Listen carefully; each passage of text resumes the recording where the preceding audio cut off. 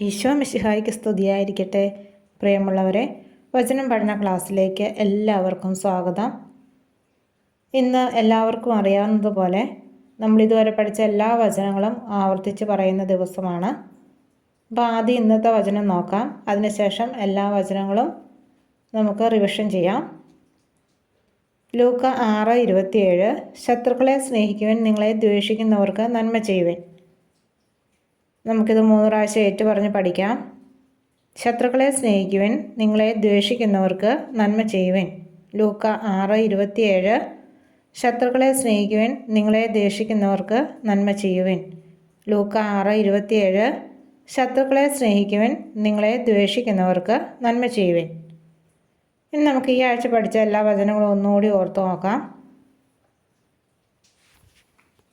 സുഭാഷിതങ്ങൾ 3-ാം അധ്യായം 5-6 വാക്യങ്ങൾ. കർത്താവിൽ പൂർണ്ണ ഹൃദയത്തോടെ വിശ്വാസം അർപ്പിക്കുക, സ്വന്തം ബുദ്ധിയെ ആശ്രയിക്കുകയും അരുത്. നിന്റെ എല്ലാ പ്രവർത്തനങ്ങളും ദൈവവിചാരത്തോടെ ആകട്ടെ, അവിടുന്ന് നിനക്ക് വഴിതെളിച്ചു തരും. ഉൽപ്പത്തി 1:1 ആദിയിൽ ദൈവം ആകാശവും ഭൂമിയും സൃഷ്ടിച്ചു. സങ്കീർത്തനം 115:12 കർത്താവിന് നമ്മെക്കുറിച്ച് വിചാരമുണ്ട്, അവിടുന്ന് നമ്മെ അനുഗ്രഹിക്കും. യാക്കോബ് 5:15 വിശ്വാസത്തോടെയുള്ള പ്രാർത്ഥന രോഗിയെ സുഖപ്പെടുത്തും. വെളിപാട് 19:13 അവൻ്റെ നാമം ദൈവവചനം എന്നാണ്. ലൂക്ക 6:27 ശത്രുക്കളെ സ്നേഹിക്കുവാൻ, നിങ്ങളെ ദ്വേഷിക്കുന്നവർക്ക് നന്മ ചെയ്യുവാൻ. നമുക്ക് ആദ്യം പഠിച്ച ഒരു 12 വചനങ്ങൾ ഒന്നുകൂടി ഓർത്തു നോക്കാം. യോഹന്നാൻ 14:26 എൻ്റെ നാമത്തിൽ പിതാവ് അയക്കുന്ന സഹായകനായ പരിശുദ്ധാത്മാവ് എല്ലാ കാര്യങ്ങളും നിങ്ങളെ പഠിപ്പിക്കുകയും ഞാൻ നിങ്ങളോട് പറഞ്ഞിട്ടുള്ളതെല്ലാം നിങ്ങളെ അനുസ്മരിപ്പിക്കുകയും ചെയ്യും. സുഭാഷിതങ്ങൾ 9:10 ദൈവഭക്തിയാണ് ജ്ഞാനത്തിൻ്റെ ഉറവിടം. സങ്കീർത്തനങ്ങൾ 23:1 കർത്താവാണ് എൻ്റെ ഇടയൻ, എനിക്കൊന്നിനും കുറവുണ്ടാകുകയില്ല. യേശയ്യാ 41:10 ഭയപ്പെടേണ്ട, ഞാൻ നിന്നോട് കൂടെയുണ്ട്. പുറപ്പാട് 14:14 കർത്താവ് നിങ്ങൾക്ക് വേണ്ടി യുദ്ധം ചെയ്തുകൊള്ളും, നിങ്ങൾ ശാന്തരായിരുന്നാൽ മതി. എഫേസോസ് 6:1 കുട്ടികളെ, കർത്താവിൽ നിങ്ങൾ മാതാപിതാക്കന്മാരെ അനുസരിക്കുവിൻ.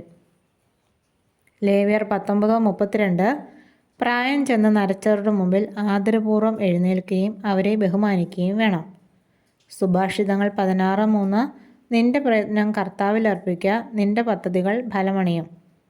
സങ്കീർത്തനം 27:1 കർത്താവ് എൻ്റെ പ്രകാശവും രക്ഷയുമാണ്, ഞാൻ ആരെ ഭയപ്പെടണം. ലൂക്ക 1:37 ദൈവത്തിനൊന്നും അസാധ്യമല്ല. സങ്കീർത്തനം 37:4 കർത്താവിൽ ആനന്ദിക്കുക, അവിടുന്ന് നിന്റെ ആഗ്രഹങ്ങൾ സാധിച്ചു തരും. ഫിലിപ്പി 4:13 എന്നെ ശക്തനാക്കുന്നതിലൂടെ എല്ലാം ചെയ്യാൻ എനിക്ക് സാധിക്കും. ഇനി ബാക്കി എല്ലാ വചനങ്ങളും ഓർത്തെടുക്കാൻ പറ്റുന്നുണ്ടോ എന്ന് സ്വയം പരിശോധിക്കുക.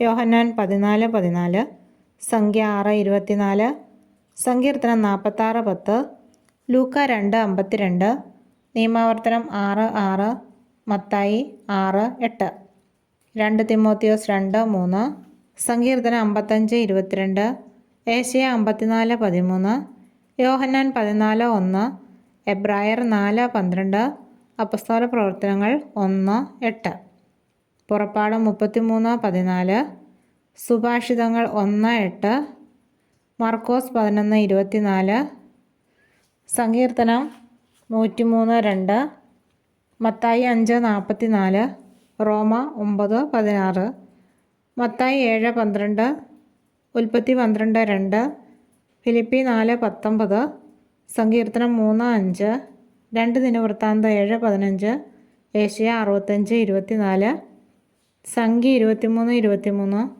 കൊളോസസ് 3:21 സങ്കീർത്തനം 57:2 ജ്ഞാനം 6:25 2 കൊരിന്തോസ് 13:13 യോഹന്നാൻ 15:3 നിയമാവർത്തനം 4:7 സങ്കീർത്തനം 90:14 മത്തായി 6:33 പ്രഭാഷകൻ 7:10 അപ്പസ്തോല പ്രവർത്തനങ്ങൾ 16:31 ജെറമ്യ 32:27 സുഭാഷിതങ്ങൾ 20:20 അപ്പനെയോ അമ്മയെയോ പ്രാകുന്നവൻ്റെ വിളക്ക് കൂരിരുട്ടിൽ കെട്ടുപോകും.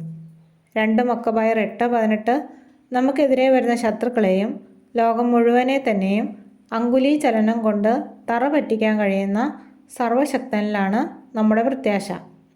മത്തായി 22:37 നീ നിന്റെ ദൈവമായ കർത്താവിനെ പൂർണ്ണ ഹൃദയത്തോടും പൂർണ്ണ ആത്മാവോടും പൂർണ്ണ മനസ്സോടും കൂടെ സ്നേഹിക്കുക. സങ്കീർത്തനം 42:5 എൻ്റെ ആത്മാവേ നീ എന്തിനു വിഷാദിക്കുന്നു, നീ എന്തിനു നെടുവീർപ്പിടുന്നു, ദൈവത്തിൽ പ്രത്യാശ വയ്ക്കുക.